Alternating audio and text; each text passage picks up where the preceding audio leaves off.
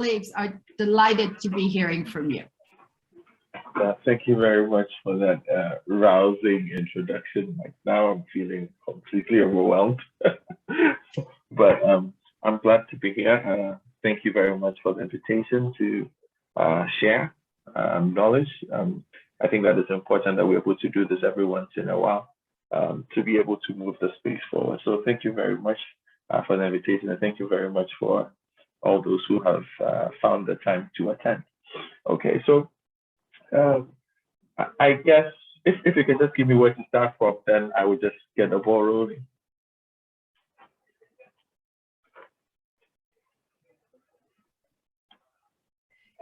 Hello. Hi, Godfred. You're waiting for us? Yeah. No, I was just saying, Okay. if you can just give me a bit of a starting point, and so that I don't mix things up. So that I No problem. All right. So our great colleagues here we're in this conversation around climate change, around food resilience, and the fact that there's so many different stakeholders. And how do we communicate with these different stakeholders? And, what are some of the forms? You're in TV, you're in radio, and, how do you build messaging for your different stakeholders? So Okay. You can talk in the general, and then maybe we'll ask you some questions also about climate change, and if you've had that opportunity. Thank you. All right, then. So let me begin by saying that I operate in an environment, and I'm speaking specifically with Ghana, where the climate change conversation is lost on a lot of people. So I would say that if you look at we have what we call a national climate change policy, but I would not be able to count 1,000 people who actively know about the climate change national policy and what it means. It's basically a very niche conversation to have in Ghana at the moment. And that is where the difficulty in messaging comes up. I, for instance, work on multiple media platforms. I work in digital, I work in radio, I work in television. And during even news production periods where we're having news meetings, when a situation comes up and you raise the topic of a story that is linked with climate change. So you're talking about agrarian migration, you're talking about weather changes. People even fellow journalists in the newsroom will look at you and go like, what are you talking about? Nobody's really interested in this. Why are we not this? Let's go with the hard political stories. Let's go with the social interest stories that people really like. So even trying to develop a message for the audience is problematic from the formative stage in the newsroom, because it is not considered an important enough topic. And I've always found that a bit strange, considering that if you look at the 6 most important global topics that would interest any newsroom or any journalist, climate change would be one of them. It should be top 3 in my estimation right now, but it is not a conversation that is being had. And so there is really very little room to push climate change topics in the Ghanaian news space. For that matter, I normally do not like to generalize, but I've worked in my work for the conversation in the countries that I've been able to cover. I find that there are very few countries, bar maybe South Africa, maybe Kenya, for instance, and a few North African countries who pay particular attention to this particular theme. For a lot of African countries, this side of the world, the conversation is very niche and mostly a token. So to say. So we have COP26 happening, and so now it's a good time to talk about it. So basically, it becomes a matter of a checkbox. So we have to cover COP26 as a news item. That is it, and that makes it difficult to work around, because if you are a journalist who is not at editor level, how are you able, and you have an interest in climate change, how are you going to suggest an idea to the newsroom that, look, let us do A, B, C, and D angles on climate change to be able to inform our audience. And then let us do the stories in these particular formats to inform our audience. Most of the time you get shut down because there is constantly that battle between climate change as a news item and just hardcore eyeballs or clicks. Climate change doesn't get eyeballs, it doesn't get clicks. And once it does not do these two things, and it doesn't move audience ratings up if you're doing radio as well.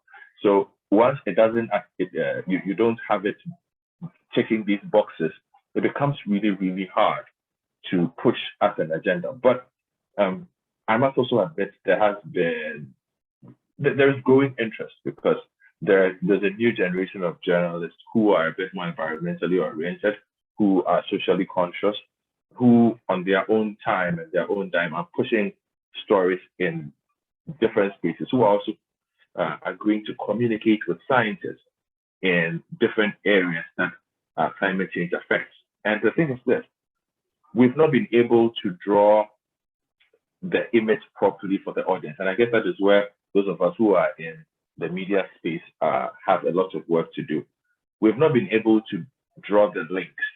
So somebody might just see a story and say, okay, the people might be asking themselves, why are we having a minor rainy season in October? In Ghana, that is very rare. We do not have minor rainy seasons in October. This is not a rainy season in Ghana, but it's been raining for the past 2 months. People are asking themselves these questions, oh, why is it just raining? People are not asking themselves, where is it coming from? Why is this a major link? There hasn't even been, over the past 2 months, any news item. And I dare say even the station I work at is guilty of that. That has found a way to link the significant changes in weather, where we are having a lot more flash floods, where we are having we're having less rain, and then the regular rainfall pattern has significantly changed. People are not drawing that link as well between the migration of farmers from the middle belt in Ghana, for instance, to the transitional belt. And those who have moved from the transitional belt are also struggling at the moment because they keep getting moved out of those spaces. People are not drawing the link between the two. People are also not drawing the link between the health causes, because now we have vector diseases. We have certain kinds of diseases that will also be born out of the effect of climate change. And once the ultimate link and the big picture has not been drawn, people just see these things in silos. And once the audience sees these things in silos, they do not see the overall impact. And that is where the lapse in our communication has come in. That is where the lapse in our strategy has come in. Now, if I take the work I do at the conversation over the past 2 years, what I've tried to do is to reach out to scientists who work in this space, to get them to explain their research in very simple language so that audiences can understand what the real impact is. The greatest way to tell a story as a journalist is the effect bit for the audience, in my experience. And so how does it affect you? So how does it affect a farmer? How does it affect a doctor or a nurse? How does it affect your everyday Joe, for that matter? And I found that it was easier to even get diasporan scientists to write and do research on that subject than it was to get Ghanaians. In my experience, in the 2 years I sent 25 commissions. Of the 25 commissions I sent, 15 were to Ghanaians, to Ghanaian scientists, 10 were to other academics from around the world.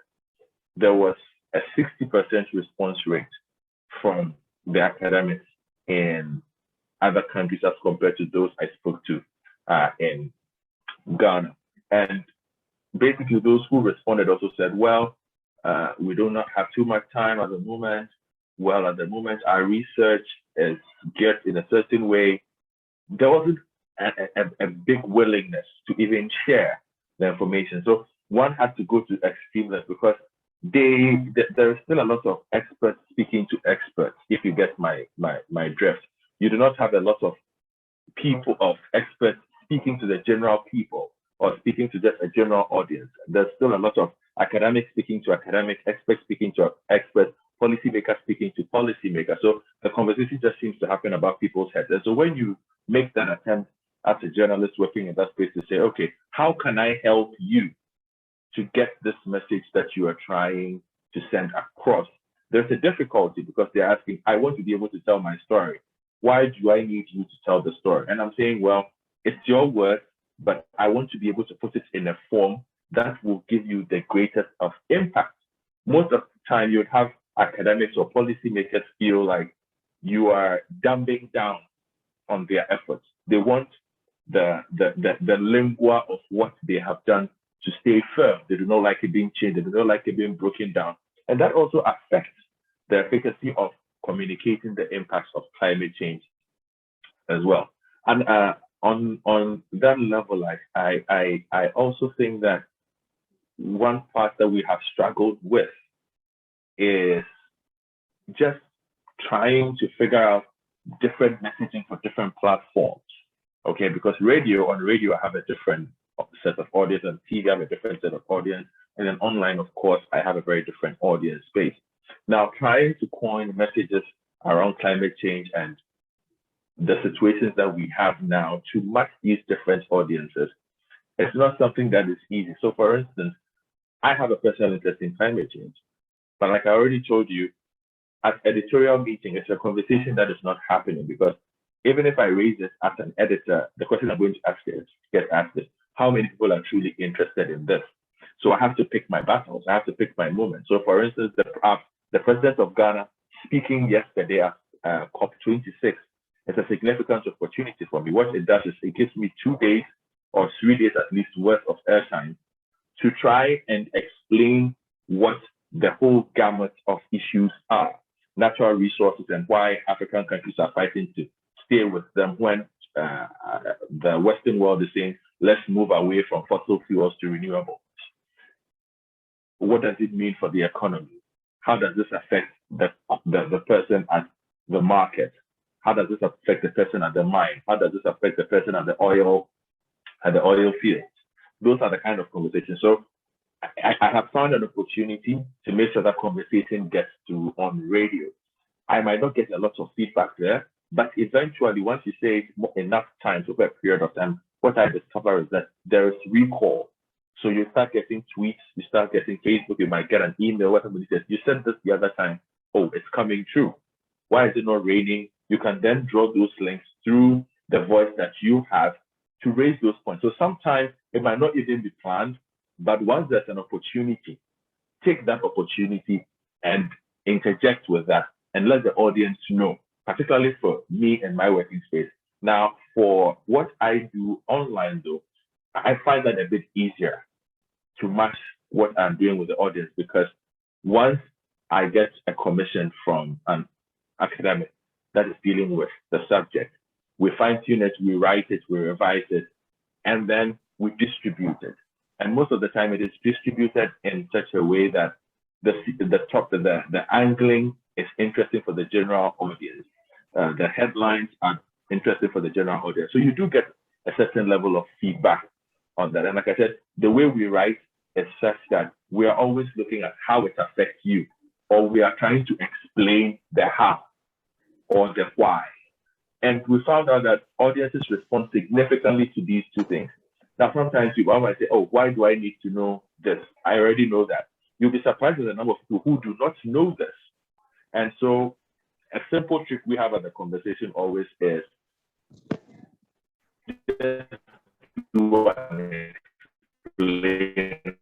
explain climate and explain in very simple language 5 reasons why, or 3 reasons why agrarian farmers are is suffering. That works. It moves quicker, and it gets people talking, and it gets people reading to start with, and then the bigger conversation can happen in that space.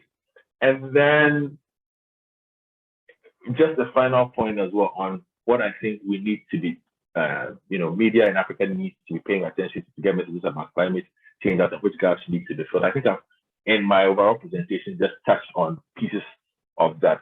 I think that we need to understand the audience that we are engaged with and find ways of making sure that climate change is an interesting topic for them. We also have a situation where sometimes even we in the media do not have the training required and the understanding required to treat climate change topics with the kind of seriousness it deserves. We tend to get carried away by the pressure of newsroom. So you have quotas to meet, you have viewing rates to meet, you have click rates to meet. It becomes a bit difficult then to focus, even if that is your interest. But you have to stick with that and find ways of making sure that you're able to introduce these things that interest you regarding climate change in the work that you do. That is the best way to get it and grow it from there. Once you're able to tell those stories in an interesting way, then you'll be able to make progress. I guess I have 10 minutes. I have touched on a couple of things. I'll leave the rest to taking questions. That's great. I mean, Godfred, I think I speak for everyone. I think we've been having lots of comments come in the chat box and everyone just absolutely agreeing. You've said about 20 things that I want to ask questions, but we will open the floor. I'm sure there's lots of really good questions. So if anyone has a question for Godfred, please put your hand and then you can sort of unmic, put your video on.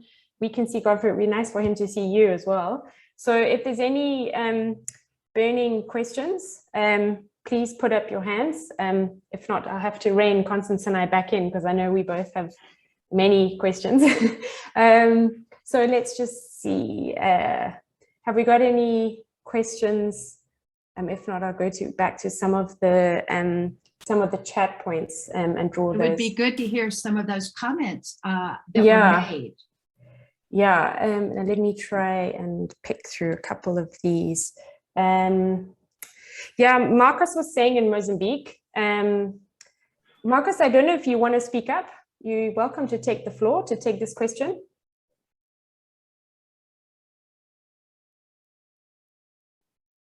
Marcus, do you want to put this question? I don't know if Marcus's mic is. Pierre, can you see if Marcus's mic? Maybe not. Yeah, his mic seems to be connected. Okay. I don't know if he doesn't want to. Yeah, technically it seems to be connected, but I don't see it open. Sure.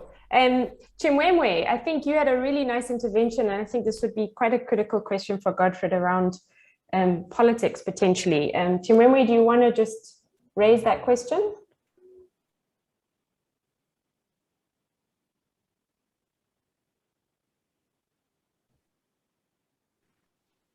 Chimwemwe, do you want to speak up?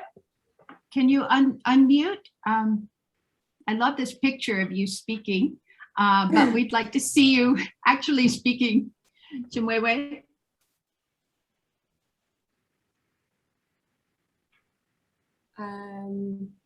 Busani has a question. Yeah. Busani, go ahead.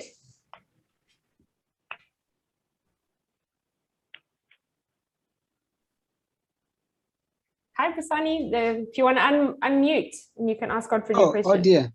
Yes. Greetings to you all. Thank you very much for this opportunity. Godfred, thank you so much for your presentation. I really liked it. And I'm glad that you actually touched on the issue of working in silos of scientists, researchers, policymaking, etc. I have actually followed the conversation quite seriously, and I've used some of your content, in my writing. I just want to find out, I have encountered difficulties getting African researchers to talk about their research, and in particular, to comment really at a spur of the moment.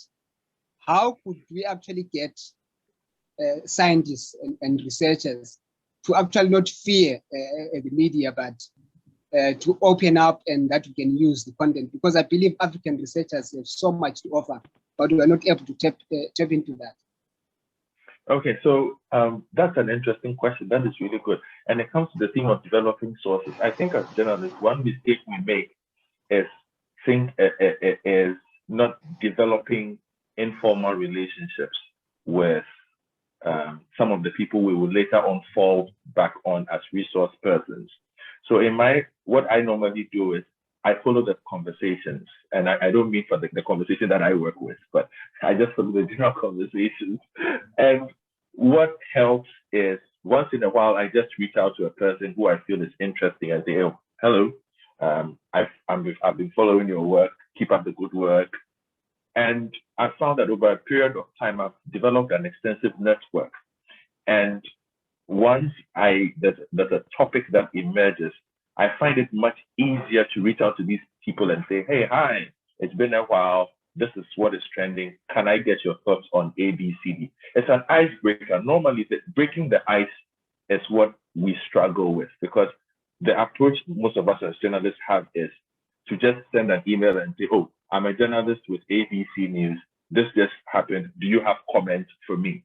And because most of them do not have that relationship with you, most of them will say, well, they don't know you, they don't trust you. Well, they won't tell you that in their email, but as journalists, we all know this. If they don't feel comfortable sharing their work with you, knowing that they can trust you with their words for you to say exactly what they want to say, it will be difficult for them to come back to you. So what we need to do to get some of these researchers who are really quite shy, but are also some of them are really, really also interested in sharing their work, is to try and reach out, not during the news cycle, but outside of the news cycle. We as journalists must be actively vested in making acquaintances. I'm not saying friendships, but just drawing acquaintances with these people. And once a situation arises, it becomes easier to reach out to them and ask them for quotes or to ask them for their thoughts on some of these things. Thank you. Fantastic. Fantastic. Chimwemwe, I see your video's on. Do you want to ask a question? Do you want to go ahead? Yeah. Yeah. Great. Where are you joining us from, Chimwemwe? Okay. All right. Like mostly the people do focus on maybe negative effects of climate change. So should we say that the only way to write stories about climate change is all about writing negatives, or we should also focus on the positives? Chimoe, if you could speak up a bit, your question was not too clear for me. I didn't get the first part. Chimwemwe, can you repeat quick? Okay. Like the people, yes. How should like reporters be able to be writing stories concerning climate change on positive issues rather than just negative?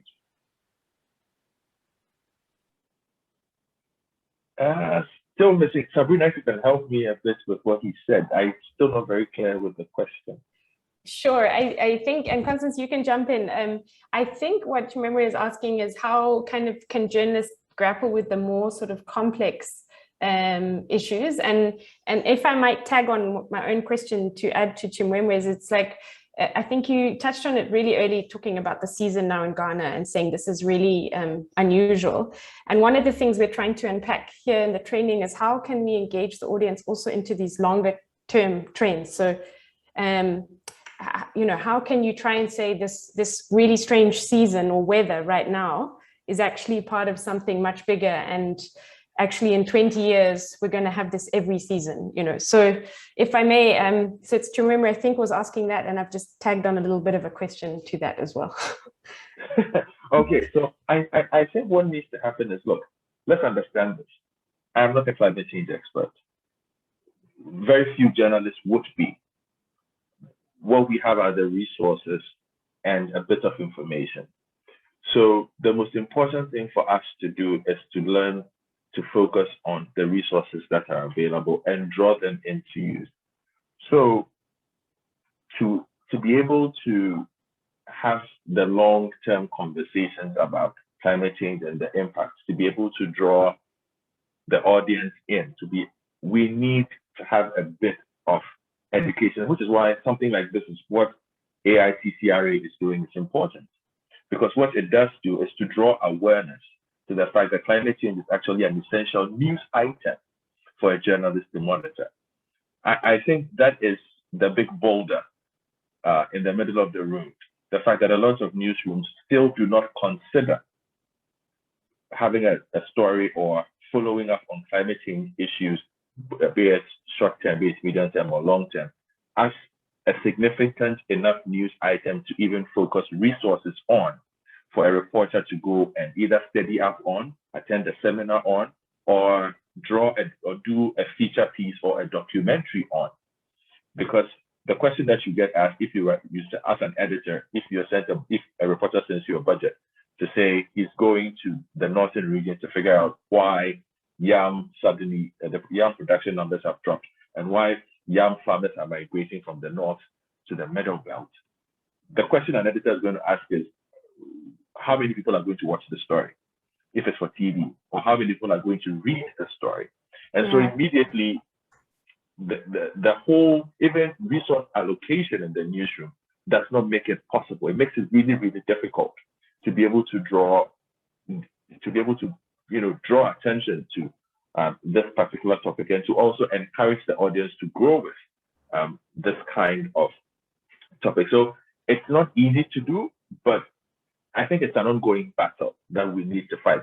And on the positive side, I think significant progress is being made on a generation of journalists who definitely are interested in climate change and who are pushing through the boundaries of newsroom politics and bureaucracy to get stories done, to push the stories out, even if it is on a very limited platform. Great, fantastic. Constance, I know you have a question. I can hand over to you. And then does anyone else have? Well, Constance does a question. You're getting some amazing comments. I just want you to know, Godfred, we're going to forward all of these comments. But I think, and I'm just going to also build on Doreen. She says that climate change issues are not considered sexy, yet they're the defining moment for us. And I wonder about it because I remember BBC just weeks ago finally said, we are going to report on climate change every day, no matter what, right? But I also know that if it just becomes, kind of all dismal news, which Chimwewe was trying to, I think, point out, how do we make it positive, one, and a positive in a sense that there are solutions when we talk about it, but also can we say when we're covering a topic like yam production, just what you just mentioned, how do we bring climate into stories that don't look like they're about climate change at the beginning? I'm learning a lot from you about this number of clicks business, because that's, you've got to get those clicks. Yeah, well, it's an interesting situation that you've described, and talking about solutions is important. 2 years ago, a colleague of mine did some work, brilliant piece of solutions journalism, where he outlined how, and he's the one who actually brought it to my attention, that this matter of farmers moving from the northern belt, which is basically the breadbasket of Ghana, to the middle belt, because they were no longer finding a proper rainfall pattern to work with. And then once they got to the middle belt as well, the same thing was happening there. So now they also had to move. And he spent basically 2 weeks on the road doing this. The only way he was able to do this was with external funding. But once he brought it to the fore, he was also able to tell the unique story of how mobile technology was helping. And he decided to focus rather on how mobile technology was helping these farmers to learn more about climate change and how to address some of the difficulties that they were facing on their farms and how they could improve their chances of improving their harvest. And I found it interesting that he decided to focus on the positives, because in the space that we work in, they say a rather morbid quote that says blood sells best. And basically the interpretation is bad news sells. Okay, so even if you bring back a positive story, sometimes the consideration is, well, and so what? Nobody really likes the good news. We want to see the stories about the burnt farms. We want to see the stories about the poor harvest, about the farmers who have lost their crops. Or there is never really a focus on this situation is happening because of this. The root cause is never important. And once you decide to focus on the root cause, you are just basically going to get a one line in there. The focus would rather be on, okay, this one got burnt, it cost X amount of money, and that happened. So you're also going to require a certain level of maturity as a journalist to be able to figure out which side of the divide to be on when it comes to telling these stories, about making it sexy. That is skill. That comes with skill. And if you are not a skilled journalist, you might struggle.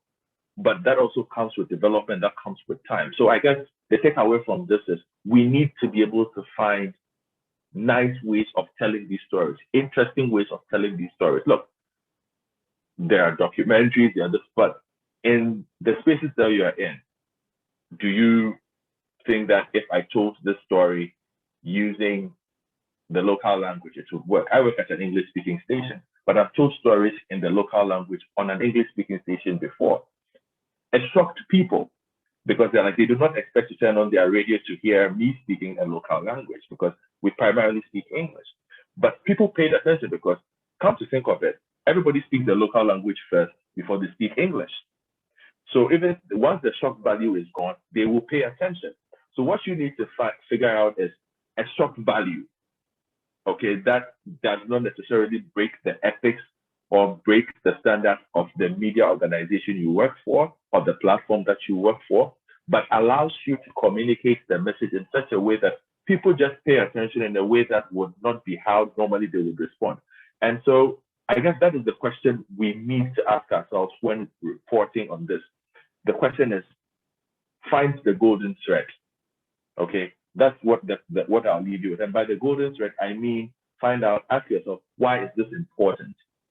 And once you're able to identify why this is important, then look at the situation you are in, your own unique space, and find out what is the most different way I can tell this story. And go in that direction. Do not be afraid to go in those directions. I think a lot of us are also very much afraid of going against the grain because we work in sometimes very conservative media setups. And so we might not have the allowances to try new things, but work within those constraints, but still be able to tell those positive stories. Look, positive stories work. You'll be surprised at how much people want to hear the success stories of how people are combating climate change, of how people are finding those unique ways. So I think positive stories, just find a unique way in your own unique environment and you'll be fine. Fantastic. Godfred, I know you probably have to go. Would you have time for one more question from Mawe? He's had his hand up. Yeah.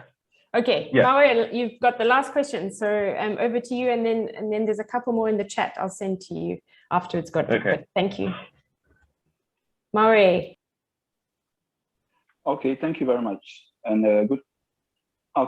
thank you very much, and good afternoon to Godfred. Good afternoon, I'm a big fan from City CBS, and it was a very, very nice presentation you put out there. So yeah, so I wanted to touch a bit on the technical nature of climate change reporting. It's a deeply technical area, and even us that have some level of working within it sometimes struggle to explain certain concepts. But for me, I don't know, taking it to the expensive nature and how difficult it is for newsrooms to really focus on issues like that.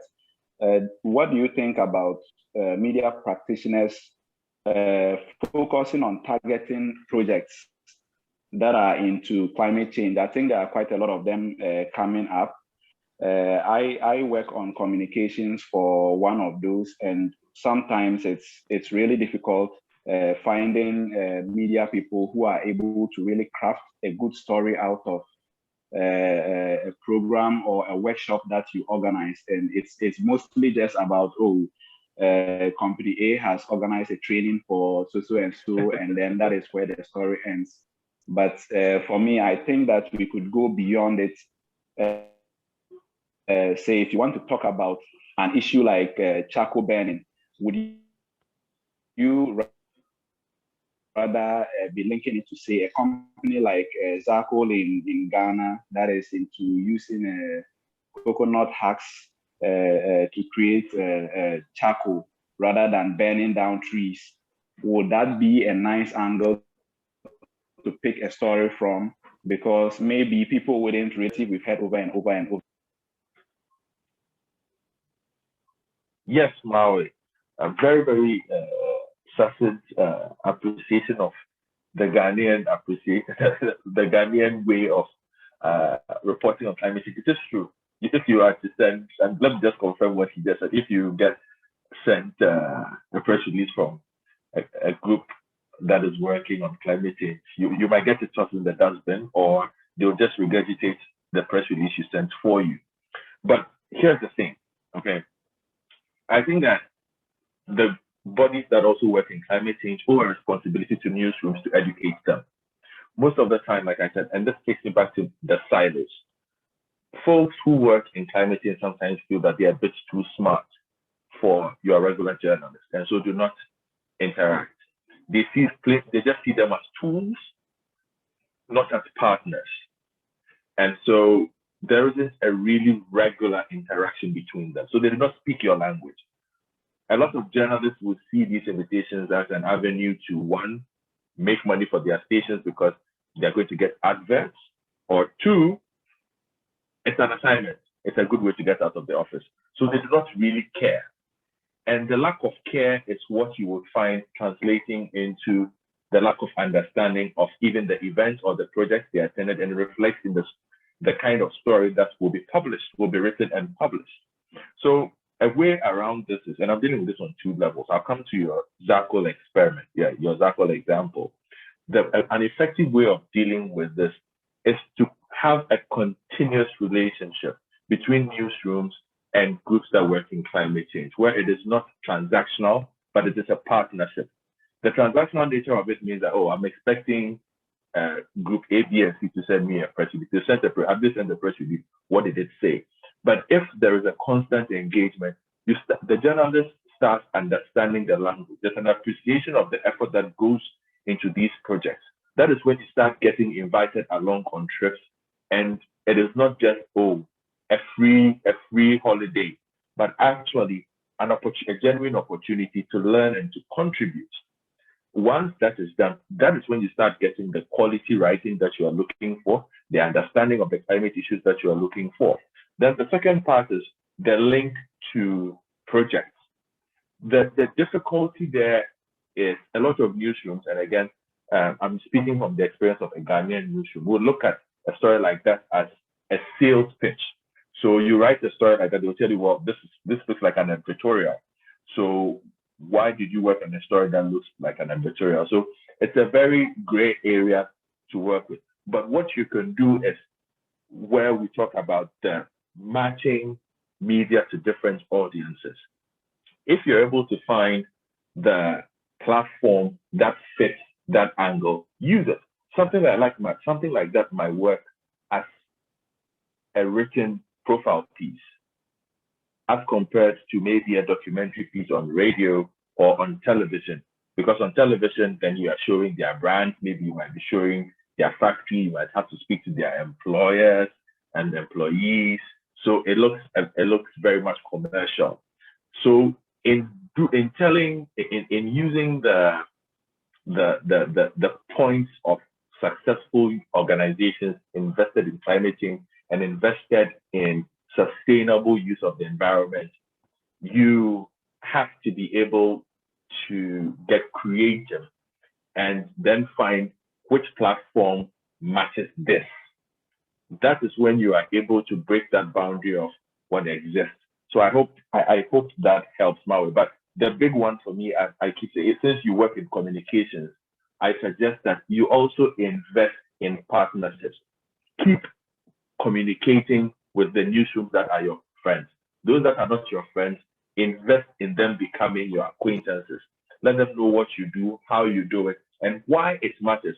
I think that is the most important part that we keep missing. We do not let newsrooms understand why it matters.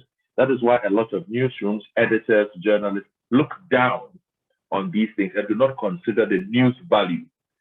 The only reason why COP26 made front page headlines in Ghana is because the president spoke. If the president hadn't spoken, that story I'm telling you gets to page 54 of the national newspaper. It does not make the front page. That is the only way. But significant things have been said there since Sunday. that necessarily should make the front page. For instance, the conversation about why Africa is going to continue to rely on fossil fuels. Ghana is a big part of that because Ghana keeps discovering oil, and Ghana is not going to give that up anyway. So that is a big conversation. If you look at the link between oil and Ghana's economy, if you are able as a journalist to tell these stories, so COP26 is happening, Ghana as a country that drills oil, makes a lot of money from oil. There's a significant conversation about fossil fuels and renewables. Where does Ghana stand in all of this? There's a very good conversation to be had. No news editor can turn away from this, can run away from this. This fits into politics, this fits into the business page, this fits into whichever sector you want it to fit in. So identify it, let the story stand, let the story be profound, let the language be profound, and you'll be fine. Wow. Well, that's an amazing that's an amazing summary. And I think so. Just to finalize on, just to basically draw a huge round of thank you from all of us. I mean, I'm just in like, wow, there was so much. And just to sort of respond, one of the comments, Godfred, someone said, oh, I wish you had slides or how we could capture this. So Godfred, I think what we're going to do is take the transcript and we'll have a go at trying to put all your key messages into some kind of summary that we can share. So we'll check that with you first. But I think you've had so many tips and yeah, some really sort of like strong recommendations. So we'll make sure to capture this into a something we can share with the wider group. So thank you. And just a huge thank you from everyone here for your time. I wish we could be all together. And there's so much more to unpack. And I think I just sort of speak for everyone that this is hopefully the start of some kind of more engagement that we can do all together. I think we had a couple of comments in the chat group as well about setting up more of a conversation with media and climate change focal points across Africa. Like how can we get more sharing and advice? So we'll be in touch with kind of next steps in this regard as well, Godfred. So just from everyone here, a huge thank you for your time, Godfred. And yeah, just thank you for just so many insightful pieces of golden nuggets and golden threads that you gave us. So really appreciate it. My pleasure. Fantastic. Thanks so much, Godfred. Thank you, Godfred. Bye. Bye. Well, with that,